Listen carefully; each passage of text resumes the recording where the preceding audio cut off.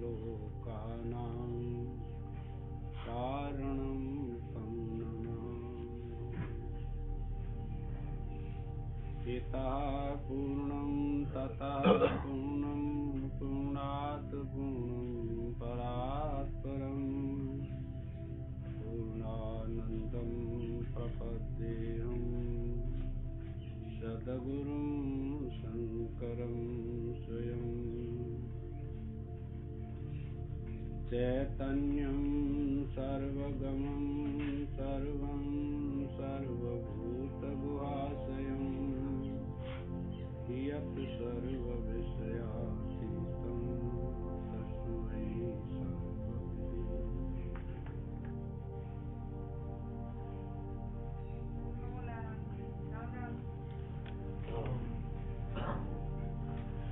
ये यथा मां प्रपद्यन्ते तास्तथा भजाम्यहम् मम बतर्मान वर्तन्ते मनुष्याः पार्थ सर्वशः।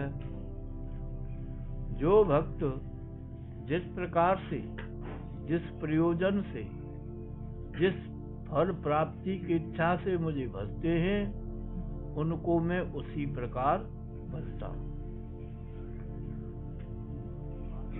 अर्थात उनकी कामना के अनुसार ही फल देकर मैं उन पर अनुग्रह करता हूँ, क्योंकि उन्हें मोक्ष की इच्छा नहीं होती। जैसे फल की इच्छा से आप भजन करेंगे, यज्ञ दान तप तीर्थ जप ध्यान ये सब भजन है, समझे। जिस प्रकार से करेंगे आप, कौन सी फल की इच्छा से करते हैं इन कर्मों को, वही फल भगवान दे देते हैं। तो मोक्ष की इच्छा तो है नहीं, स्त्री पुत्र धन वैभव पद प्रतिष्ठा ये हमको सब चाहिए।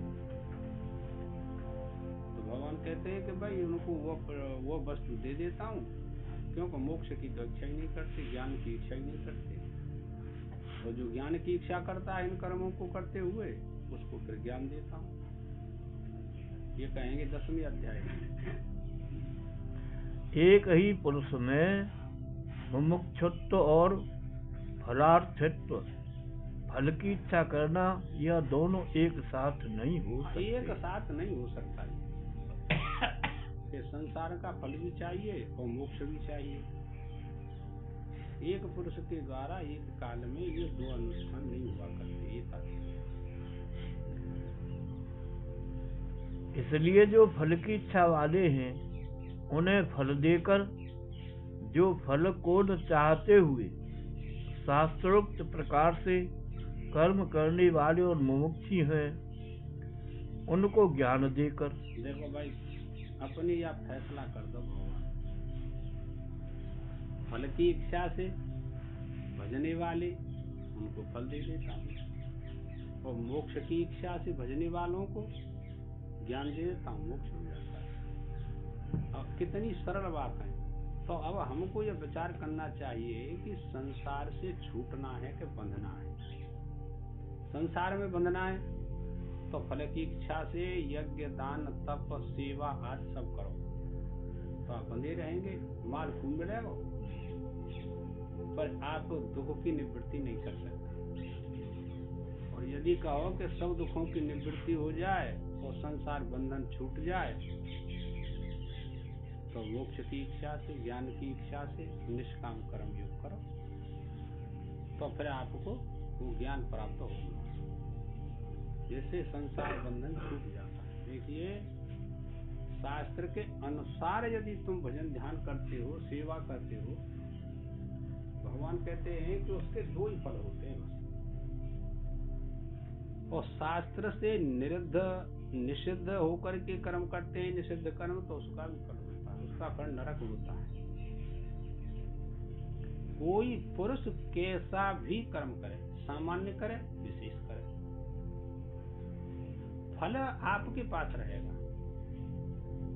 राजा है जाओ फिर भी आपके पास रहेगा, और भिखारी हो जाए तब भी आपके पास रहेगा वो कर्म, छोड़ करके नहीं जा सकता। अभी तो बलवान बन रही हो तुम, आई समझ में। महाभारत नहीं पढ़ा आपने, सुना नहीं, उसमें कहा दुर्योधन ने कि कोई धर्म नहीं होता है, कोई यमराज नहीं होता है, कोई धर्मराज नहीं होता है, कहीं स्वर्ग नहीं होता है। जा करके कहा यमराज से कि महाराज वो तो ऐसे कह रहे हो दुर्योधन, क्योंकि अब पूरा बल है उसके पास में, राजा बना हुआ है और शारीरिक बल भी विशेष है, आर्थिक बल भी उसके पास में पूरा है, समाज का बल भी पूरा है। तो यमराज ने क्या कहा कि सदैव वहां थोड़ा ही रहेगा भाई, मर करके मेरे पास आएगा तब उसको बताऊंगा कि कहीं स्वर्ग है कि नहीं, कहीं यम है कि नहीं। तब हालत खराब हो जाती है, बचाने वाले पैदा नहीं रहते, इतना भी धन धरार है धरे का धरा रह जाता है, कितने भी साथी हों सब खड़े के खड़े रह जाते हैं देखते हुए, फिर बचाने वाला पैदा नहीं होता। कितना झूठ बोला है, एक कोठरी बनाए रखी है वहां यमराज ने, झूठ बोली हुए की भिन्न भिन्न कोठरी बनाए रखी है, झूठ बोली हुई कोठरी जे है जहाँ में आके झूठ स्थापित है, जहाँ तो जे साँच बोलने की कोठरी है जहाँ में स्थापित है, जहाँ तो साँच बोलने वाले का सत्य दो है। तो अब जब जाता है ना तो वो कोठरी खोल नहीं जाते कि देखियो जे इतनी भर रही है, जे इतनी भर रही है, तेने क्या किया वहाँ, अपने जीवन के लिए दूसरों को कष्ट दिया, असहायों को सताया, तेरे सामने कोई बोल नहीं सका। अब यहाँ क्या करेगा बोल, अब तेरा क्या करे, तेरे कर्मों के अनुसार तुझे फल भोगना पड़ेगा। अब कोई साथी नहीं लगा, सब बाईजात बात, इसीलिए शास्त्र सुनने चाहिए, ईमानदारी का व्यवहार करना चाहिए सबको, सभी के साथ में न करेंगे तो यमराज तो तैयार है, वो तो फल देंगे, आप रोक नहीं सकते इसे।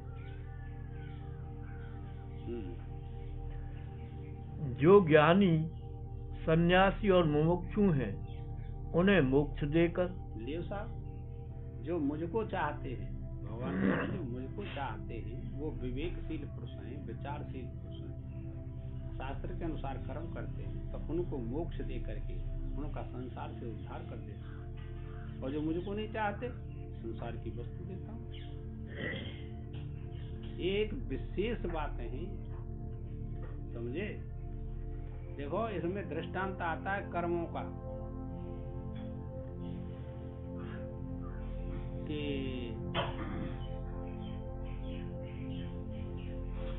गुरु नानक देव और उनका एक शिष्य था मर्दाना, समझे।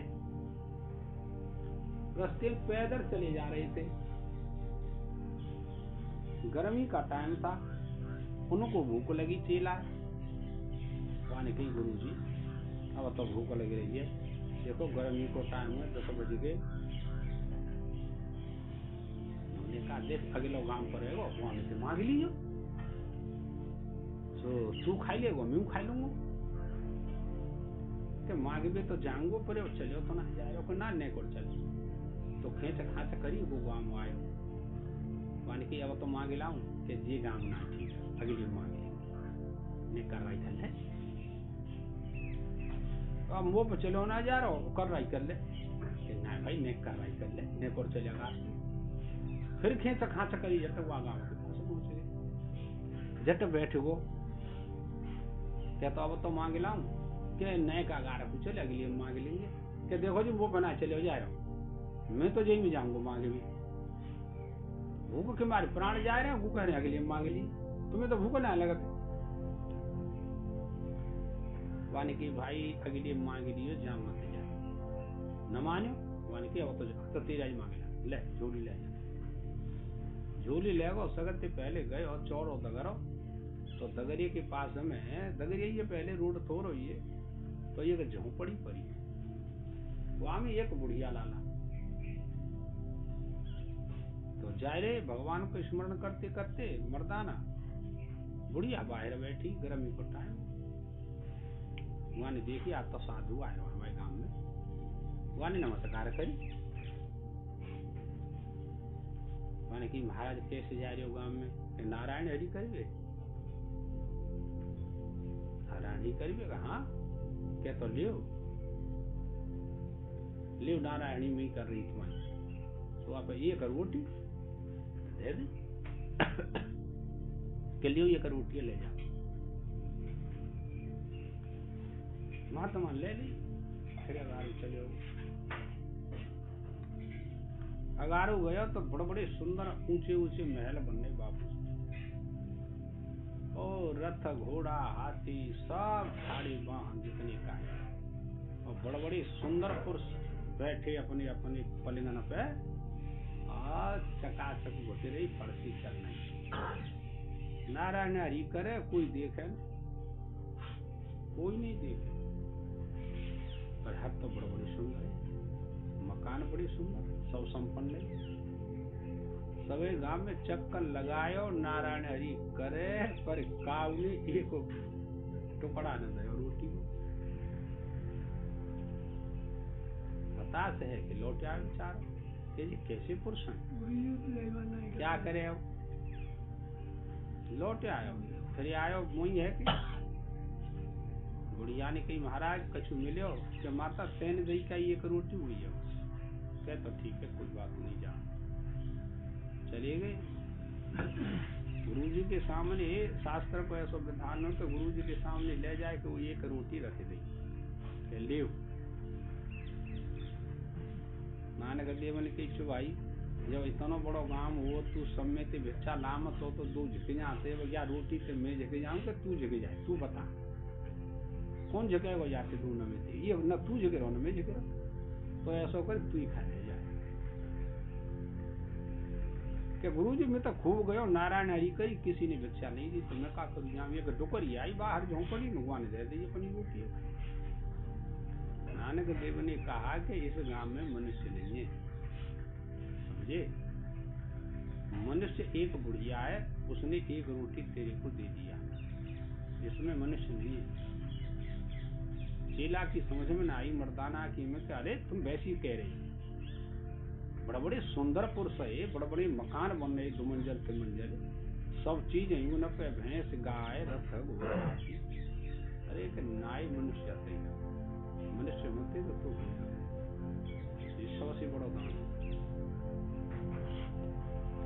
और दोनों में झगड़ा हो गया, क्या तो अच्छा ले चश्मा ले, जब तक चश्मा निकाल के दे गुरु जी ने पहले जा लगा के जा और जाकर निरीक्षण करके आ चश्मा तो कहा दी थे कितने आदमी, अब वो गयो वहां के निरीक्षण जरूर करूंगा, हम झूठ तो ना बोलते गुरु जी, वहां की भाई हम झूठ गयो चश्मा लगाए लो, नारायण नारायण कीर्तन करते जा रहे हैं, बुढ़िया बाहर बैठी, वहां की महाराज लौट आई कैसे, कहा बात भाई, तो मनुष्य ही होता, मनुष्य दिखाई दे, जहाँ है कि गए का मुई है कि सब मनुष्य दिखाई दे, पर अब मनुष्य कोई ना दिखाई दे रहा, कोई बिल्ली, कोई कुत्ता, कोई गधा, कोई पक्षी ऐसे दिखाई दे रहे, जो चश्मा में कछु है वो, कभी नेत्र में कछु है वो, उतार की देखे तो मनुष्य, वो चश्मा लगा ले तो ये सब स्थिति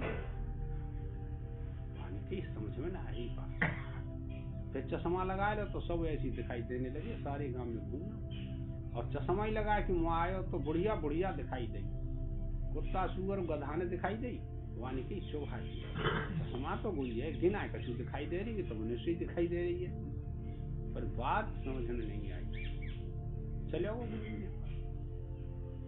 बोले नानक देव हाँ मर्दाना क्या देखा, क्या गुरुजी बात समझ में नहीं आई, चश्मा लगा के देखो तो बुढ़िया बुढ़िया, उतार के देखो तो बुढ़िया बुढ़िया, और अगार को गए गांव में चश्मा लगा के देखो तो कुत्ता बिलाई सुअर गधा पशु पक्षी दिखाई दे, मनुष्य कहाँ है, और उतार लू तो मनुष्य दिखाई दे, वो बुढ़िया क्यों नहीं दिखाई देती, पशु पक्षी गधा घोड़ा वो तो मनुष्य ही दिखाई देती।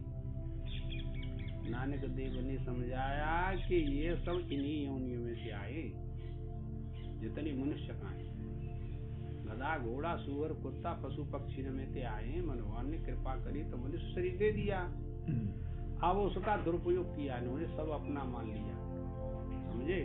और जी बुढ़िया पहले जन्म में बुढ़िया आई, और अब वो बुढ़िया मनुष्य ही है, पहले जन्म में मनुष्य, और जो मनुष्य ना आए सबरी हतक आए, अब फिर उसी योनि में जाना पड़ेगा इनको, अपने धर्म का पालन नहीं किया इन्होंने, सारे गांव में इसी योनि में जाना पड़ेगा। उसी को भगवान कह रहे हैं कि ये स्थिति सारे संसार की अलग है। सृष्टि चक्र चलेगा कैसे फिर सभी धर्मात्मा हो जाए? तुम बता, फिर सृष्टि चक्र कैसे चलेगा? अधर्मात्मा भी चाहिए, पाप भी चाहिए, इसीलिए सृष्टि पाप पुण्य से बनती है। उसी को कह रहे हैं कि जो जैसा करता है उसको ऐसा फल मिल जाता है, और जैसा कर्म आए उसको प्रसन्न चित्तता से भोगना चाहिए। क्यों? कि मैंने किया है, मेरे ऊपर आया है, तो प्रसन्न चित्त होकर के भोगना चाहिए। दुख क्यों ज्यादा माने? कानून दया है, किसी ने नहीं किया, अपना ही किया कर्म होता है। उन्हें मोक्ष देकर तथा आर्तों का दुख दूर करके इस प्रकार जो जिस तरह से मुझे भजते हैं उनको मैं भी वैसे ही भजता हूँ। ठीक बात। सकाम भाव से भजेंगे, थोड़ी में समझ लियो तो सकाम भाव की पूर्ति कर लो।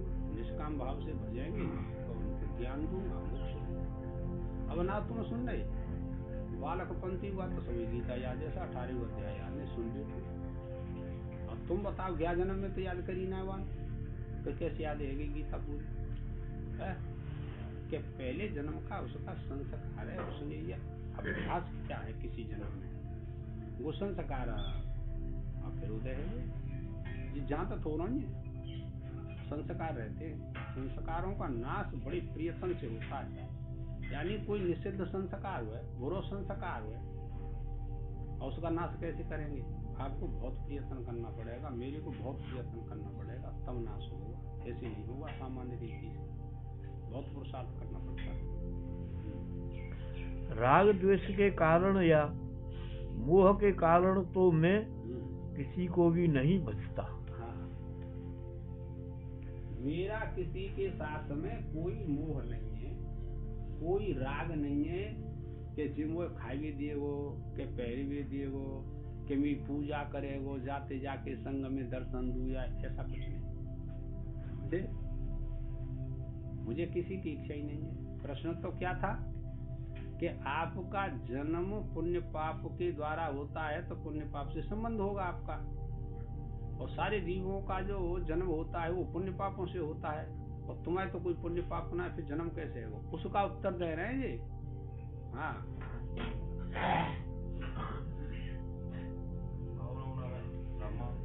हे पार्थ, मनुष्य सब तरह से बरतते हुए भी सर्वत्र स्थित मुझ ईश्वर के ही मार्ग का सब प्रकार से अनुसरण करते, सब प्रकार से,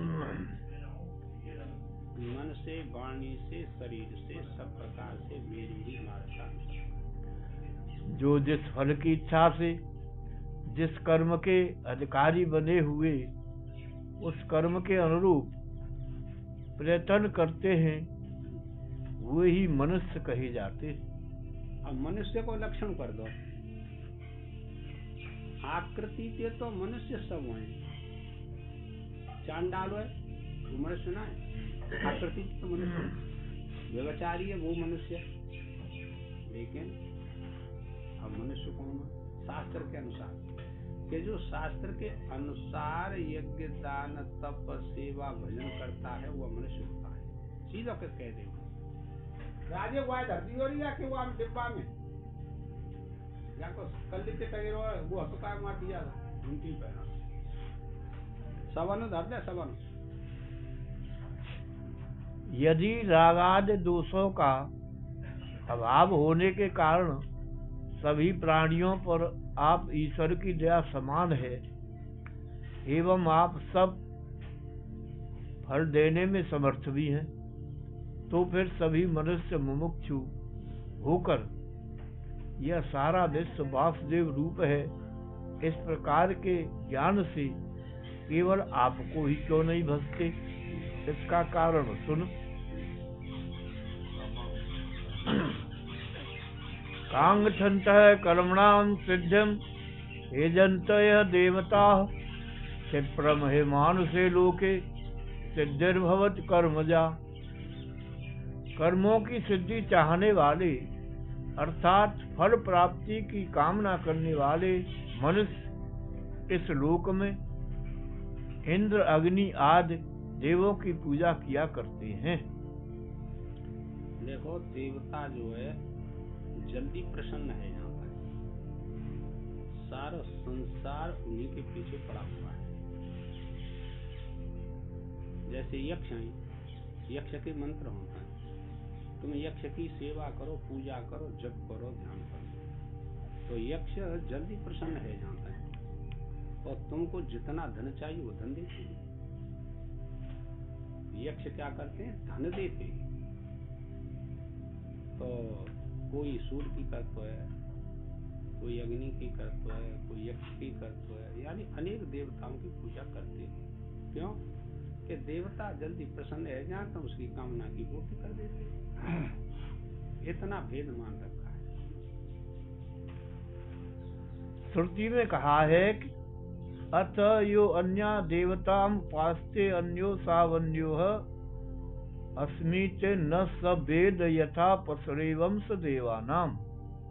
ये ऋग्वेद का मंत्र है, समझे। अन्यो असावन्यो अहम अस्मि ते स यथा, तो वो कहते हैं मैं अन्य हूँ और परमात्मा कोई अन्य है, ऐसा मान करके देवताओं की पूजा करते हैं। ये था जो अन्य देवता की इस भाव से उपासना करता है वह देवता दूसरा है और मैं उपासक दूसरा हूँ। वह कुछ नहीं जानता। जैसे पशु होता है वैसे ही वह देवताओं का पशु है। जैसे आप लोगों के पशु हैं, गाय भैंस घोड़ा हाथी, ऐसे वो कहते हैं कि वो देवताओं की जो पूजा करते हैं, भजन करते हैं, वो देवताओं के पशु वो जानते, उनको ज्ञान नहीं, बेचारे को क्या कहे कि परमात्मा सर्वत्र, क्यों सर्वत्र है कि व्यापक है, इस बात को नहीं जानते। देवताओं के ये बात बताई और आगे आएगी कि देवताओं के शरीर में बैठ करके मैं ही उनको फल देता हूँ, पर वो इस बात को नहीं जानते, सुना नहीं, पढ़ा नहीं चाहिए। वो कहते हैं देवता अलग है और परमात्मा एक है। तो यज्ञ में तो सब देवता की मंत्रों के द्वारा हुआ की उपासना करी जा रही। और क्या होता है, उसी के लिए तो आहुति दी जाती है ना। देवता का ज्ञान रहता है, मोह रहता है, इसको आप नहीं करेंगे तो वह ज्ञान कैसे होगा। इसमें भी आप सकाम भाव निष्काम भाव ले आते हैं। सकाम भाव से करने वाले वहीं तक रहते हैं, निष्काम भाव से करने वाले उनको बुद्धि ज्ञान प्राप्त हो जाता है इसको करने से।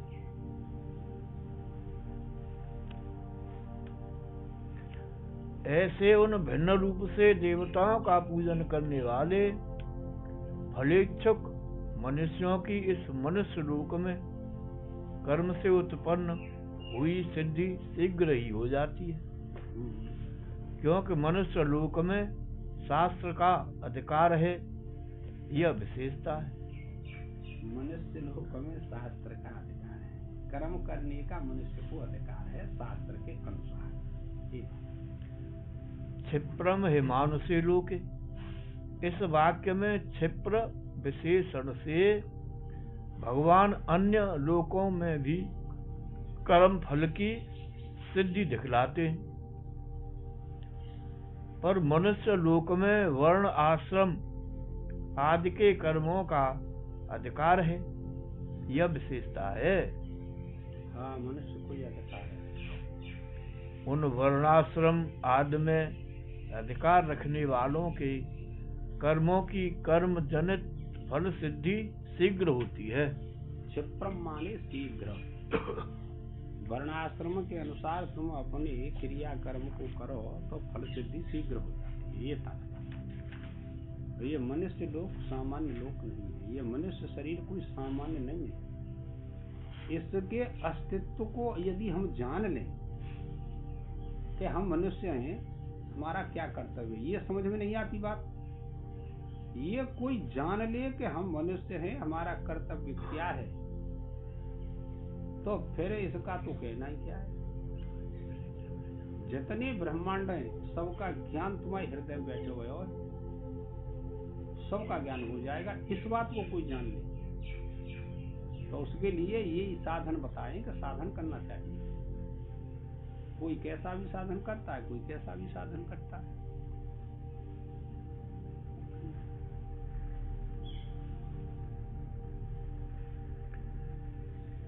मनुष्य लोक में ही वर्णाश्रम आदि के कर्मों का अधिकार है, अन्य लोकों में नहीं। यह नियम किस कारण से है, यह बताने के लिए अगला श्लोक कहते हैं। अथवा वर्णाश्रम आदि विभाग से युक्त हुए मनुष्य सब प्रकार से मेरे मार्ग के अनुसार बरतते हैं, ऐसा आपने कहा। तो नियम पूर्वक हुए आपके ही मार्ग का अनुसरण क्यों करते हैं, दूसरे के मार्ग का क्यों नहीं करते। इस पर कहते हैं। चातुर्वर्ण्यम मया सृष्टम गुण कर्म विभाग सह तस्य कर्तारमपि माम विद्य कर्तारमव्ययम्। ब्राह्मण क्षत्रिय वैश्य और शूद्र, इन चारों वर्णों का नाम चातुर्वर्ण्य है। सत्व रज तम, इन तीनों गुणों के विभाग से तथा कर्मों के विभाग से यह चारों वर्ण मुझ ईश्वर द्वारा रचे हुए, उत्पन्न किए हुए। ब्राह्मण इस पुरुष का मुख हुआ, इत्यादि श्रुतियों से यह प्रमाणित है।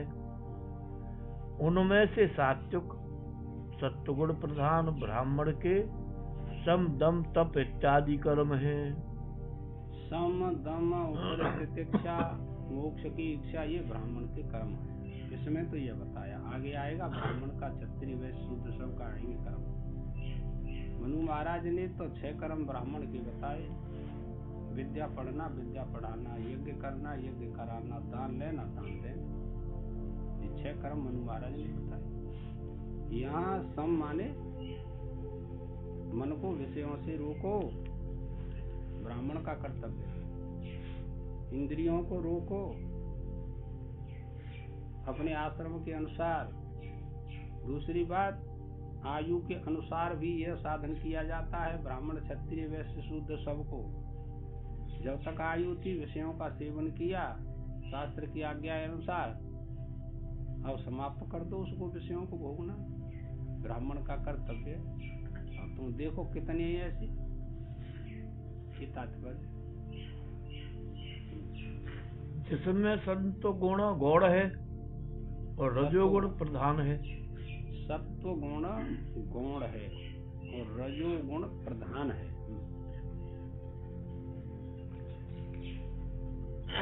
उस क्षत्रिय के सूरवीरता तेज प्रभृति कर्म है।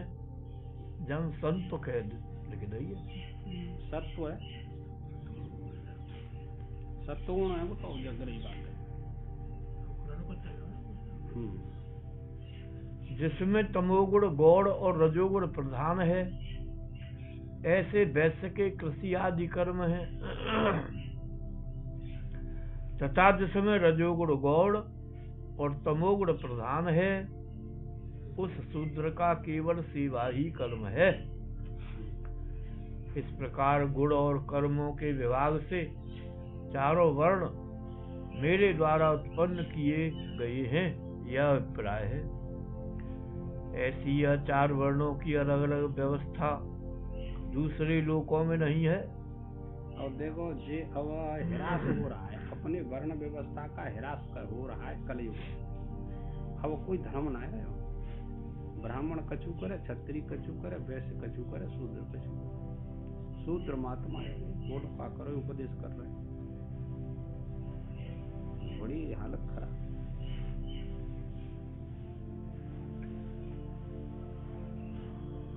इसलिए पूर्व श्लोक में मानुष्य लोके यह विशेषण लगाया गया है। मानुष्य लोक में माने इस लोक में, मनुष्य लोक में 4 वर्णों की व्यवस्था है मनुष्य लोक में। और ये वर्ण व्यवस्था पशु पक्षियों में भी होती है। वर्ण व्यवस्था स्थावर जंगमों में भी होती है, वृक्षों में भी होती है। यदि चातुर्वर्ण्य की रचना आदि कर्म के आप करता है, तब तो उसके फल से भी आपका संबंध होता ही होगा। वो कैसा प्रश्न कर दो? तुमने बनाए 4 वर्ण का, हाँ, तो संबंध स्थापित कर लिया तुमने, तो उसका फल भी भोगना पड़ेगा तुमको बाहर। इसलिए आप नित्य मुक्त और नित्य ईश्वर भी नहीं हो सकते। ठीक बात है। इस पर कहा जाता है, यद्यपि मायिक व्यवहार से मैं उस कर्म का करता हूँ। एक शब्द ये व्यास है, माया का व्यवहार जितना होगा वो मायिक ही व्यवहार होगा, चाहे वैदिक हो और चाहे लौकिक हो, तो सब मायिक है।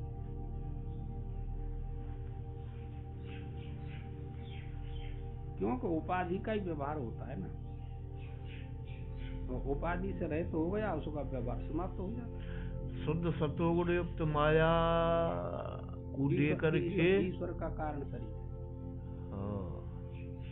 ईश्वर का कारण शरीर, शुद्ध सत्वगुण युक्त माया ईश्वर का कारण शरीर।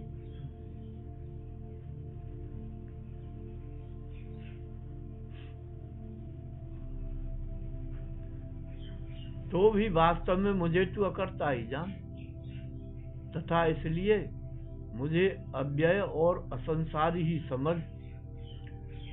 जिन कर्मों का तू मुझे कर्ता मानता है, वास्तव में मैं उनका अकर्ता ही हूँ, क्योंकि न माम कर्माणि लिम्पन्त न मे कर्म फले स्पृहा इत्माम यो जानाते कर्म भिन्न सबध्यते। मुझ में अहंकार का भाव है, इसलिए वे कर्म। भाई देखो, अब इस शब्द ने सबका परिहार कर दिया। देख अर्जुन, कर्म तो मैं करता हूँ, पर अहंकार से रहित होकर के करता हूँ। जब अहंकार रहित हो गया तो फिर दुख नहीं आएगा, सुख नहीं आएगा, दोनों वस्तु नहीं। उस कर्म के करने से जो फल प्राप्त होता है, सुख और दुख, वो नहीं होगा। क्योंकि 2 प्रकार से ही कर्म प्रवृत्ति होती है, एक अहंकार को लेकर के होती है और एक फलेच्छा को लेकर के होती है।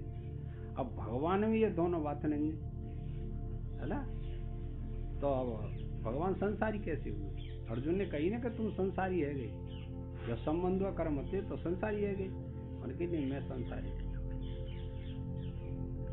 ऐसे ही असंसारी आप लोग हैं, सभी असंसारी हैं, ऐसे तो रही है, पर अपने को भूल करके हम संसारी बने बैठे, बस, और कोई बात नहीं। तो संकल्प अहंकार से उठ तो है, और क्या हो?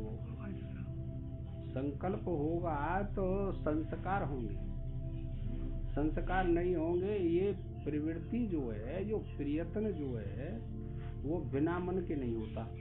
ठीक है, संकल्प तो संस्कार हुए। और क्या, संस्कार नहीं रहेंगे तो फिर संकल्प आप किसके लिए करेंगे?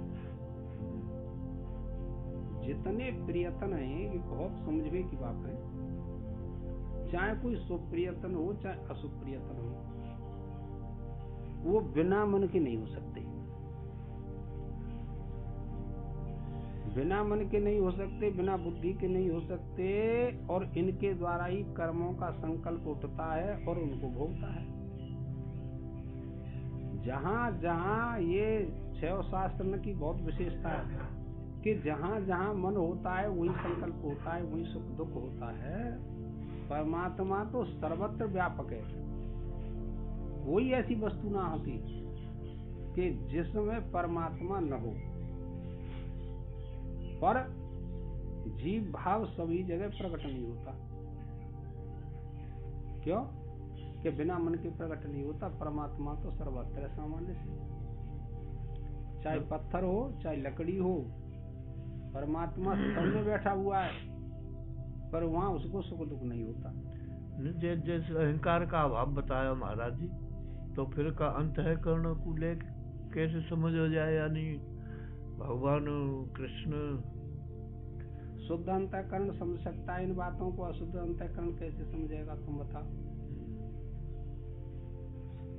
अंतःकरण की वृत्ति तो वही ना अहंकार, वो तो एक ही अर्थ उस है, समय अभाव है। हाँ, वो तो एक ही अर्थ होता है। सुषुप्ति में अंतःकरण नहीं रहता, अहंकार नहीं रहता, तो न सुख हो न दुख हो, कुछ भी नहीं रहता भाव में। विशेषता तो अंतःकरण का ही धर्म है, केवल विशेषता अंतःकरण का धर्म है, उसमें विशेषता नहीं होती। तो वो सुसुप्ति में कर्म तो ना बनना कोई ना, कुछ नहीं। अच्छा एक बात बताओ, देखना सुनना इसमें क्या कर्म होता है? कोई कर्म नहीं होता, क्रिया होती है, कर्म नहीं होता। तो देखने से तुमने अपने अहंकार से संबंध स्थापित कर लिया, वही कर्म बने हो। नेत्र देखेंगे तो देखने से पाप तो होता नहीं, लेकिन वो अहंकार कहता है ये वस्तु मेरी है, मैं इसको लेकर के ही रहूंगा, इसके बिना जी नहीं सकता। तो देखना क्रिया थी, अब वो कर्म बन गया, तो उसका फल भोगना पड़ेगा। कामना में तब्दील है वही वो, और संबंध मान लिया। ये बहुत बहुत सूक्ष्म विषय है भाई। इसलिए वे कर्म देहादि की उत्पत्ति के कारण बनकर मुझे लिप्त नहीं करते, और उन कर्मों के फल में मेरी लालसा अर्थात तृष्णा भी नहीं है। हाँ, मैं तो तृष्णा नहीं है, न कोई फल इच्छा है, कुछ नहीं, मेरा क्या लेना है। ऐसे ही तुम बन जाओ, खूब कर्म करो, दिन और रात मने कौन कर रहे हो, पर फल इच्छा मत करो, फिर आपको दुख सुख नहीं होगा। जिन संसारी मनुष्यों का कर्मों में मैं करता हूँ ऐसा अभिमान रहता है, एवं जिनकी उन कर्मों में और उनके फलों में लालसा रहती है, उनको कर्म लिप्त कहते हैं। वो कर्मों में लिप्त हो गया करते हैं तो उसका फल भोगना पड़ेगा। मैंने किया है यह काम, तेने करो, हाँ क्या तो तेने करो तो तू फल भोगना पड़ेगा। देखो दृष्टांत तो याद आएगा, ऐसी वैसे ना याद आपको। बहुत सुंदर बगीचा बनवाया सेठ जी ने, बड़ा सुंदर रस रस बनवाई, कुआ बाल्टी सब कंप्लीट, गर्मी को टाइम, समझे, तो कोई बात नहीं। तो एक बछिया गौ की चरते चरते वहां पहुंची गई, तो कछु ने कहा नुकसान कर लो, वानी के मैंने बड़े प्रिय संते बनाए, जो फुलवारी और ये सब लगाए, और जाने बहुत नाश कर दो, इसको मारे और डंडा झट मार दे, कोई बात नहीं, निकाल के बाहर डाल दे। और सेठ जी सोए रहे, सो हत्या मारी हुए की लगत यह सब है, तुम ऐसे नहीं समझना। सो हत्या गई, सेठ जी सोए रहे, झटर राय पड़ी, वानी की भी आज मोच मार रही है कि तेने करियो, तेने मारी, मैं नहीं मारी, मैं तेरी ढूंढी। अब तो सेठ को बढ़ाई गई, वानी की भाई चित होकर बढ़ गई। अब बेचारे जब चलिए सवेरे जगे, सेठ ने कही मैंने नहीं मारी, मैं नहीं मारी, तो उल्टो काम है वो कि मैं नहीं मारी। जब दुख आया तो मैंने कही मारी, ठीक, और ये कोई प्रायश्चित नहीं किया उसका, तो कोई बात नहीं। ऐसी परेशानी तो ठाड़ी भई। तो अब एक दिन सेठ जी बगीचा में घूम रहे, तो एक साधु आएगो, वानी की सैताल गर्म के पानी पी ले, जो भीतर कुबे, सेठ जी घूम रहे, बड़े प्रसन्न है रे, बछिया ने बाहर पड़ी, तो साधु ने कही भाई सेठ जी ये तुम्हारा बगीचा है, कहाँ में हो भाई, ये तो बड़ा सुंदर बनाया हुआ है, चाको का ठिकानो, और आपको स्वर्ग मिलेगा। जी बचिया को ने मार दिए कि महाराज मैंने तो मारी ना, मैं ना मारी। अच्छा बात बता, किसने मारी? हाथन मारी है। हाथनों को देवता इंद्र, समझे? इंद्र ने मारी है। इंद्र ने मारी है क्या? तुम इंद्र पूछेंगे? इंद्र पे त्राटक लगाया, जब इंद्र देवता आए, हाँ भाई। अब वो आए और बढ़िया साधु बन के इंद्र देवता कि भाई तेने जो बच्चियां मारी है, कि मैंने कहीं मारी है? सेठ ने मारी है। मैं कहीं मारूं? जो का मतलब, मैं तो स्वर्ग में रहता हूँ। फिर गए भगवान कही, महाराज इंद्र का ही कुमार है वो, इंद्र तो स्वर्ग में रहता है, और ये किसने मार दी? फिर डोल वो करे संग। फिर कही, भाई जी देखियो कैसे अनार लटक रहे हैं, शरीफा लटक रहे हैं, अमरूद लग रहे हैं, और जो तो भाई बहुत बढ़िया है। महाराज मैंने कही होगी सब काम, मैंने बहुत पुरुषार्थ करे हो, पैसा आ रहा हूँ। वो आने के तेने करे हो पुरुषार्थ। हाँ, क्या तो लगे पूछे लगे तेनी मारी है, ते आतन मारी ना, तेनी मारी है। गे तो सब तेने बनाया, और जी को ने मारी, हत्या भोगनी पड़ी। ये वज्रपाप होता है मनुष्य को मारना, ऐसे नहीं समझना। जिसको महापातक कहते हैं शास्त्र, भयंकर पाप। इसी मनुष्य को मारो या मरवाओ, दो प्रकार से होते हत्या। एक तो तुम्हें सीधे सीधे मार दो, और एक तुम्हें मरवाए दो, पैसा दे दे। एक हिंसा होते, एक उपाय हिंसा बताई, तुम ध्यान हो। तुम किसी की सहायता करोगे मारने में, तो उतना ही फल तुमको भोगना पड़ेगा। ऐसे नहीं समझना। तुम्हारे घर की कानून ना होते, जो मन में आवे सो कर लियो, और फिर अपना करो। ये तो भैया माँ तो पेरे जाता है। पहले चित्राव पड़ता है करनी भरनी की, एक बहुत बड़ा चार्ट वहाँ तो वहाँ में लिखी रहती नीचे, यानी जे कर्म करियो, यानी जे कर्म करियो, वहाँ को फल ऐसे मिलेगा, वहाँ को फल ऐसे मिलेगा। अब ना है हाँ मतलब ले आइयो, कम तो मिल जाए तो तू है। अरे वो कागज पे आमते बहुत बड़ा नक्शा सो आमते। अब ना पहले थोड़े, अब ये कला आते हैं ऐसे काले छापे कंपनी 28 नरकों का वर्णन है। भागवत में 28 नरकों का वर्णन है। काले छापे हो पहले कभी हो, 68 प्रकार की नरकों का वर्णन है। मैंने खुद पढ़े हैं, भागवती कथा कही है हमने, तो वो सब याद है। ये ऐसो ये संसार, मानो मत मानो, जाते कोई मतलब था, पर भोगना तो सब पड़ती है। गाड़ी में कोई अपने कर्मों को फल है, कोई काम ना पैसा अपने कर्मों को फल सब ध्यान। देखो तुम लोगों ने कई बार बताइए जवाब, पर तुम लोगों में क्षमता ना समझ गई कि क्यों पाप ज्यादा। अब यहाँ कितने बैठे, 50-40 कितने बैठे हो, और आ जाए 100-200 से सब बैठ जाए, और यहाँ चल लो प्रस्ताव, और हत्व वेद के प्रतिकूल के भाई इसे करें के न करें। जैसे तुम अपने व्यवहार में ले लो पंचायत में सब गांव इकट्ठा हो, और गांव में सब अनुमति कर दें कि भाई कर दो जा काम में, कोई बात ना।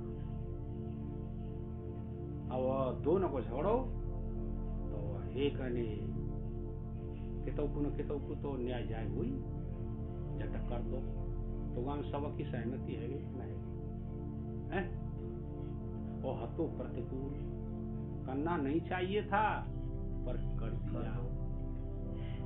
अब तू बता कि उनको फलो सबको भोगना पड़ेगा कि एक को भोगना पड़ेगा? सबको भोगना पड़ेगा। अब वो सबने इकट्ठी कैसे कर लिए वो एक जगह?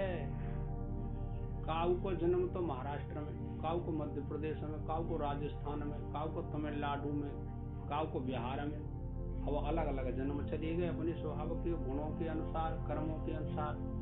वो आने के हम बुलाएंगे, झट बुला ले सब के ऐसे ऐसे माँ बसन में चलियो बैठ के, और हाईवे पे, और इतने तेज चलियो कोरा हो कछु हो जट आई गए सब, और जट एक्सीडेंट भयो, बाहर बस जरी गई। अब वही परसों को ले लेना आई समझ में सब हजम।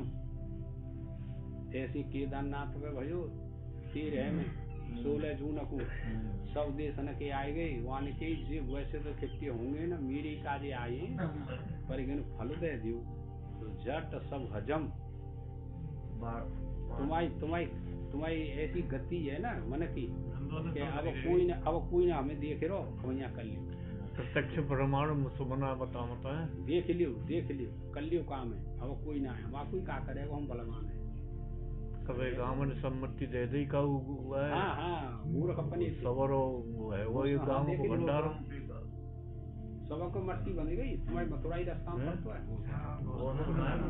गौसना बड़ी बड़ी न को प्रमाण हुए वही तो बात है गौसना की तो ज्यादा दिनाना है भाई लाल सब पे संपट फिर कर लियो तुम सबन सम्मति दई वाकई यहाँ तो न्याय और जगह की न जानकारी में दई तो है वो भंडारा सोच समझ के करनी चाहिए पंचायत नहीं जानो नहीं भगत है तो कबू नहीं जानो चाहिए पंचायत में कबू नहीं जानो चाहिए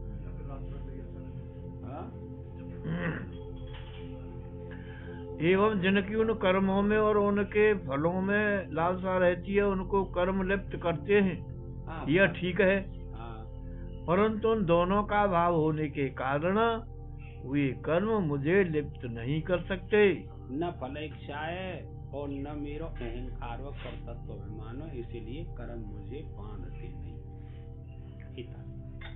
इस प्रकार जो कोई दूसरा भी मुझे आत्म रूप से जान लेता है कि मैं कर्मों का कर्ता नहीं हूँ ऐसे तुम जान लियो यही बात हुआ है मेरी कर्म फल में स्पृहा भी नहीं है वह भी कर्मों से नहीं बंधता अर्थात उसके भी कर्म देहादि के उत्पादक नहीं होते फिर जन्म नहीं होता व्यास जी ये तात्पर्य उदासीन उदासीनो गुणेर्यो न विचाल्यते इसी में श्लोक है समझे वो उदासीन हो जाता है गुणों के द्वारा विचलित नहीं होता फिर ये फल नहीं अहंकार नहीं फिर कर्म हम क्या करेंगे बोलो कुछ नहीं और नहीं खूब कर्म करो कोई परेशानी थोड़ा ये कोई परेशानी और ज्यादा शुद्धि हो जाएगी मन की एकाग्र हो जाएगा मन बिल्कुल चित्त वृत्ति का निरोध हो जाएगा निष्काम कर्म करते करते मन एकाग्र हो जाता है समाधि में चला जाता है अपनी आप मैं न तो कर्मों का करता ही हूँ और न मुझे कर्म फल की चाहना ही है एवं ज्ञात्वा कृतम कर्म पूर्वेरवे मुमुक्षुभिः कुरु कर्मेव तस्मात् त्वं पूर्वैः पूर्वतरं कृतम्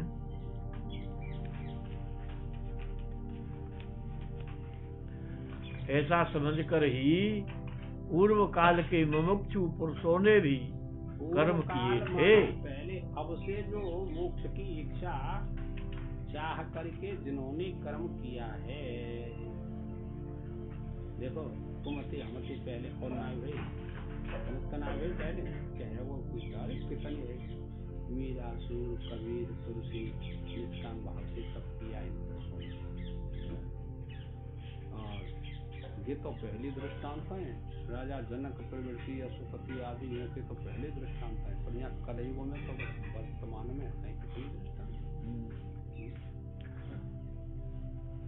इसलिए तू भी कर्म ही कर तेरे लिए चुपचाप बैठ रहना या संन्यास लेना यह दोनों ही कर्तव्य नहीं है क्योंकि पूर्वजों ने भी कर्म का आचरण किया है इसलिए यदि तू आत्मज्ञानी नहीं है तब तो अंतःकरण की शुद्धि के लिए और यदि तत्वज्ञानी है तो लोक संग्रह के लिए दोनों बात होता है अभी तेरे को मोह है आत्मा का ज्ञान नहीं है तो तेरे को ये कर्म करना चाहिए किसके लिए अंतःकरण की शुद्धि के लिए निष्काम भाव से कर्म करना चाहिए धर्म का पालन करना चाहिए युद्ध करना चाहिए आत्मज्ञानी नहीं है तो और यदि तू आत्मज्ञानी है तो धर्म की रक्षा के लिए फिर भी कर्म कर और क्या करेगा देखो विचार करके के लोक संग्रह की फिर लोक संग्रह करना पड़ेगा तेरे। तो भाई दोनों बात बताई भगवान। जनकादि पूर्वजों द्वारा सदा से किए हुए प्रकार से ही कर्म कर, नए ढंग से किए जाने वाले कर्म मत कर। हाँ तू और तीसरी व्यवस्था मत ला भाई। ये बात है। यदि कर्म ही कर्तव्य है तो मैं आपकी आज्ञा से ही करने को तैयार हूँ, फिर पूर्वतरम कृतम विशेषण देने की क्या आवश्यकता है? इस जब पर मैं आपकी, देखो व्यास जी थोड़ा सूक्ष्म, मैं साक्षात आपकी आज्ञा का पालन करता हूँ और ये प्रत्यक्ष है, मैं प्रत्यक्ष तुम प्रत्यक्ष मेरे, तो फिर तुम प्रमाण क्यों दे रही हो? पहलो ये बता। पूर्व काल के मुमुक्षुओं ने इस प्रकार से कर्म किया है तो ऐसा प्रमाण आप क्यों देते? तो इसका मतलब है मैं आपकी बात को सत्य नहीं मान रहा हूँ क्या? सत्य मान रहा हूँ और फिर भी आप ऐसा प्रमाण देते हैं। समस्या तो यही है ना। इस पर कहते हैं कि कर्म के विषय में बड़ी भारी विषमता है, हाँ देखो ये बात है। अर्थात कर्म का विषय बड़ा गहन है। कर्म का विषय बहुत गहन है, ऐसे नहीं समझना कि नहीं कि देर में समझ में आएगा। सो किस प्रकार? किम कर्मेति कवियोप्यत्र मोहिता तत्ते कर्म प्रवक्ष्यामि यज्ञात्वा मोक्ष से शुभात्। कर्म क्या है और अकर्म क्या है, इस कर्मादि के विषय में बड़े बड़े बुद्धिमान भी मोहित हो चुके हैं। इसलिए मैं तुझे वह कर्म और अकर्म बतलाऊंगा जिस कर्मादि को जानकर तू अशुभ से यानी संसार से मुक्त हो जाएगा। फैसला कर दो। अभी तेरे को कर्म का भी ज्ञान नहीं अर्जुन। क्यों? कि इस कर्म की गति बहुत गहन है। करिए तो जाए रे पुण्य और है गो पाप, करिए तो जाए रे पाप और है गो पुण्य का करो। इसीलिए गहन है। शास्त्र के अनुसार कर्म प्रवृत्ति कोई करेगा जान करके सब फैसला हो तो, इसीलिए संसार चक्र घूम रहा है और कोई बात नहीं।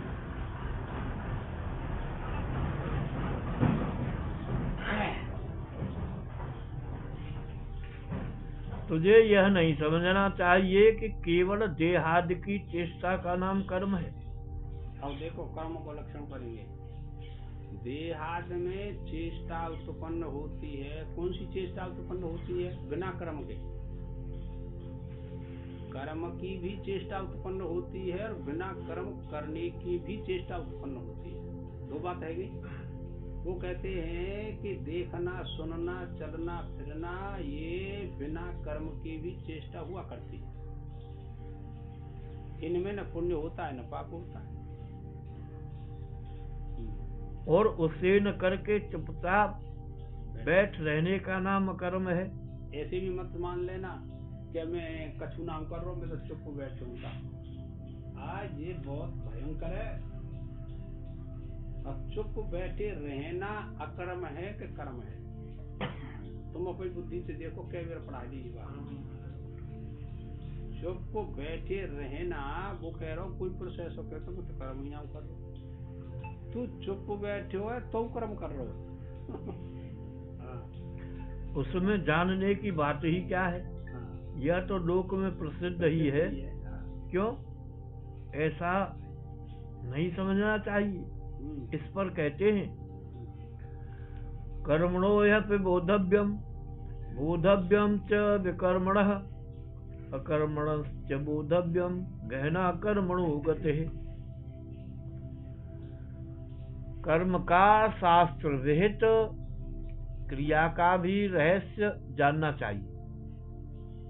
शास्त्र के अनुसार कर्म को भी जानना चाहिए, कर्म किसे कहते हैं, और क्रिया को भी जानना चाहिए, क्रिया किसे कहते हैं। दोनों में अंतर है कि दोनों एक है। ये कहाँ से जानेंगे? शास्त्र से, गुरु से जानेंगे। विकर्म का शास्त्र वर्जित कर्म का भी रहस्य जानना चाहिए। देखो विकर्म यहाँ निषिद्ध कर्म को ले लिया, इस गीता में लिया भगवान ने। अन्यथा विकर्म का अर्थ विशेष कर्म लगता है, वे उपसर्ग लग गया ना कर्म के साथ में विकर्म, तो अन्य जगह विशेष कर्म लिया जाता है, पर यहाँ तो निषिद्ध कर्म कर दिया भगवान कि ये निषिद्ध कर्म है विकर्म जो है, तो उसको भी जानना चाहिए, अकर्म को भी जानना चाहिए और कर्म को भी जानना चाहिए और विकर्म को भी जानना चाहिए, तीनों को जानना चाहिए, भिन्न भिन्न करके जानना चाहिए, एक को नहीं जानना चाहिए। देखियो तुम जो कहता है कि गीता बहुत सरल है, हिंदी में आप नहीं समझ सकते इन अर्थों को, आवेगो अब आएगो, इतना जटिल है कि कर्म अकर्म विकर्म इतना जटिल है कि सभी नहीं समझ सकते इन बातों को। और अकर्म का अर्थात चुपचाप बैठ रहने का भी रहस्य समझना चाहिए, क्योंकि कर्मों की अर्थात कर्म अकर्म और विकर्म की गति, उनका यथार्थ स्वरूप तत्व बड़ा गहन है, समझने में बड़ा ही कठिन है। हरे का जिसकी सूक्ष्म बुद्धि है, पवित्र बुद्धि है, वो इन तीनों का स्वरूप जान सकता है, सभी नहीं जान सकते, ये तात्पर्य निकला। कर्मादि का वह तत्व क्या है जो कि जानने योग्य है, जिसके लिए आपने यह प्रतिज्ञा भी की थी कि कहूँगा, इस पर कहते। अब तुम अब इतनी रहियो, अब स्थिति टाइम है वो 2-4 मिनट रहिए, बोलो सदगुरुदेव भगवान की जय। ओम पूर्णमदः पूर्णमिदं पूर्णात् पूर्णमुदच्यते पूर्णस्य पूर्णमादाय पूर्णमेवावशिष्यते।